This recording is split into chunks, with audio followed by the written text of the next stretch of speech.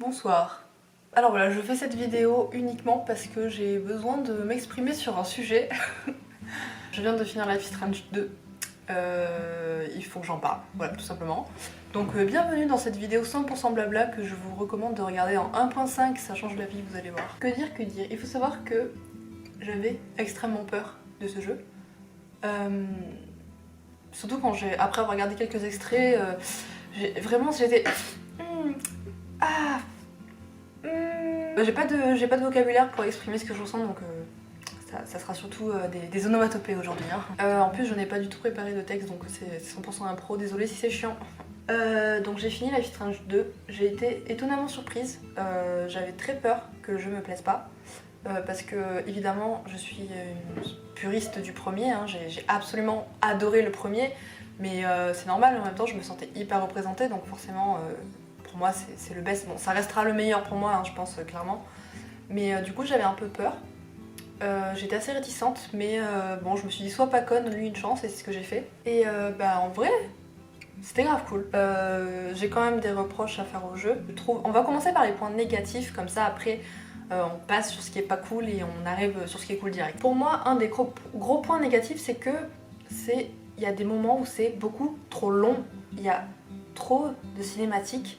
À un moment, c'est vraiment long. Il n'y a pas assez de passages de jeu, je trouve, contrairement au premier. Après, peut-être que dans le deuxième, le gameplay s'y prête pas trop, vu que c'est pas nous qui avons les pouvoirs. Mais ça manquait un peu de gameplay, je trouve. Il y avait trop de cinématiques, et les deux premiers épisodes sont très longs. Il faut vraiment s'accrocher.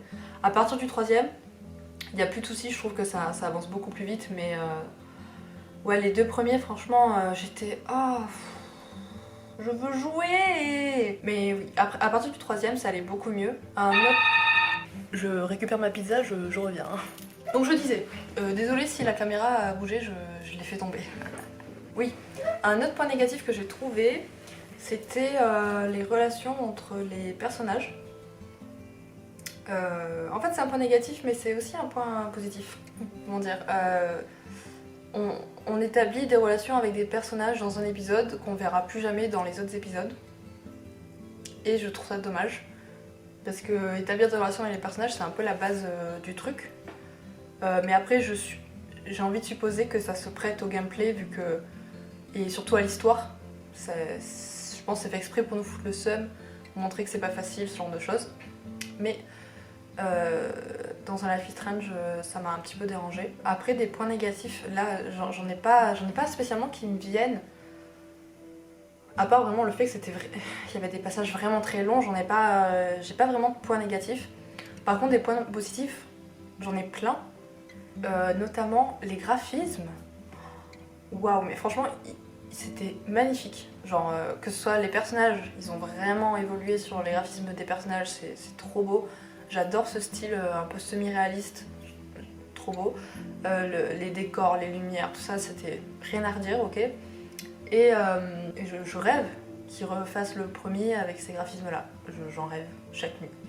Voilà, sur ça, franchement, il n'y a rien à dire, les concepts sont super. Après, l'histoire est géniale. Je trouve ça génial qu'ils aient parlé de ce sujet-là, et je trouve très peu représenté. J'ai trouvé ça hyper intéressant de voir ce point de vue. Ça m'a beaucoup intriguée, ça m'a beaucoup intéressée, j'ai trouvé ça génial, très touchant. Le jeu est très touchant en général. Daniel est un peu chiant, ah oui, ça c'est un point négatif plutôt. Daniel est relou. Je pense que c'est fait exprès, hein, c'est un enfant. Mais il y a eu des fois où j'ai peut-être essayé de le tuer, voilà. Notamment dans la forêt avec Finn, quand on lançait des couteaux, j'ai peut-être essayé de lancer le couteau sur Daniel. Bon, voilà, on pouvait pas, mais j'ai quand même essayé. Oui, Daniel est assez chiant, mais bon, c'est un enfant, donc en soi, il le fait pas exprès, tous les enfants sont chiants. Après, pour parler de l'histoire en elle-même, des personnages, tout ça, j'ai envie de parler des fins, parce que j'ai eu la fin que je considère comme étant la meilleure fin du jeu. Il y a en tout 4 fins. Oui, il y a 4 fins. Pourquoi là il y a écrit 7 fins? Il n'y en a pas 7, il y en a 4. Ah oui, parce qu'il y a des petites scènes alternatives aux fins, ok. Non mais il y a 4 fins, contrairement au premier où il n'y en avait que 2, donc c'est vraiment cool. Et surtout, ce que j'ai adoré, c'est que on a fini le jeu et après ils nous ont montré ce qui s'est passé après, quelques années plus tard. Et les conséquences de nos choix sur plusieurs années et pas juste sur le moment.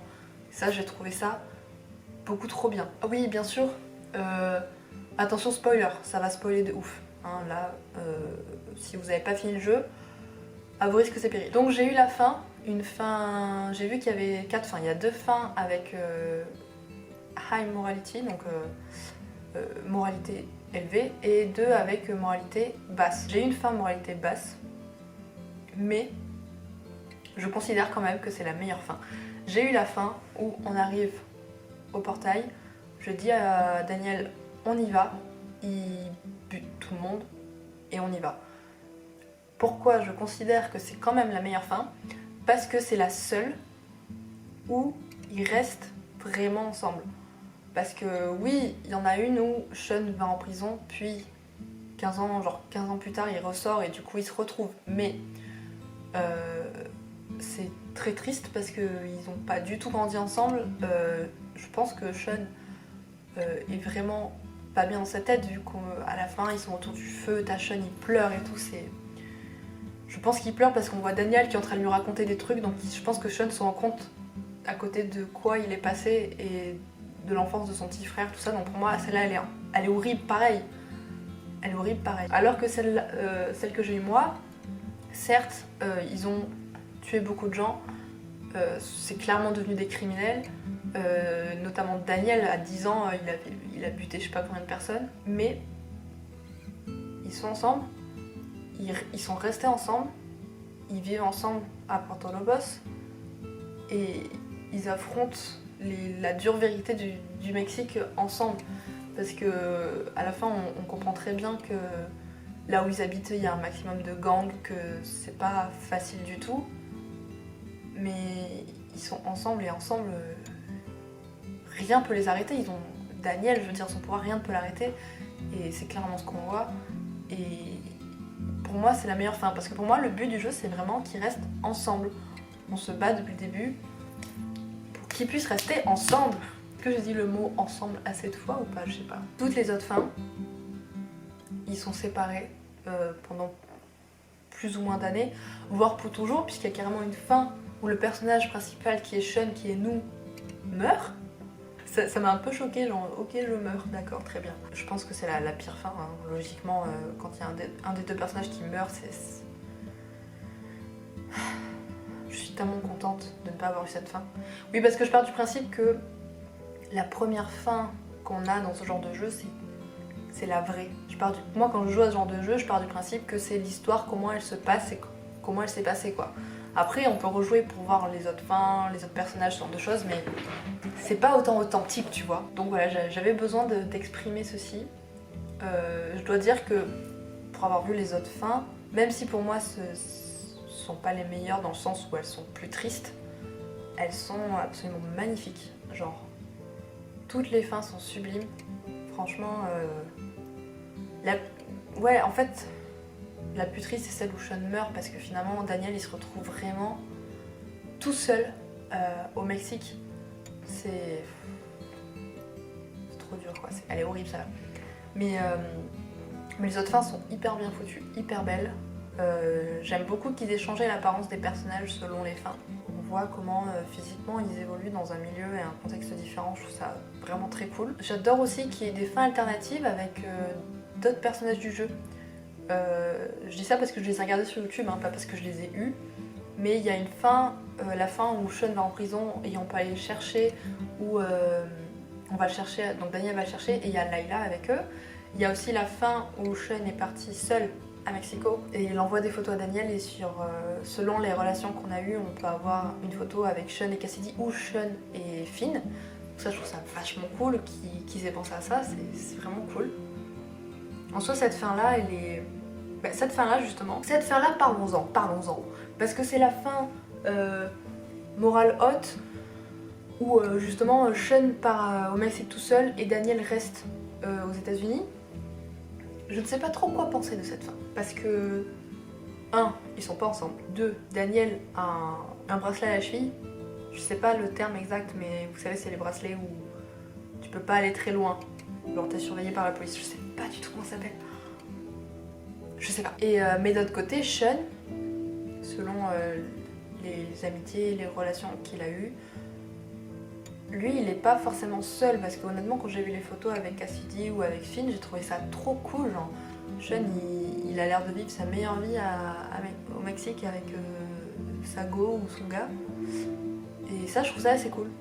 Mais bon, ils sont pas ensemble et Daniel est quand même peut pas faire tout ce qu'il veut, quoi. Enfin, d'ailleurs, je comprends pas pourquoi c'est la seule fin où on voit qu'il a un bracelet à la cheville. Et voilà, je voulais juste dire ça. J'ai été vraiment agréablement surprise par le jeu. Je ne pensais pas que ça me toucherait autant. Mais ça m'a quand même touché énormément.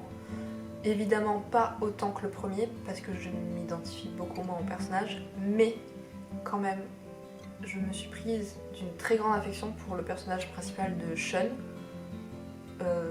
Et c'est pour ça que ça me fout le seum de voir comment ça finit pour lui, parce que c'est tellement pas la vie que j'aimerais qu'il ait.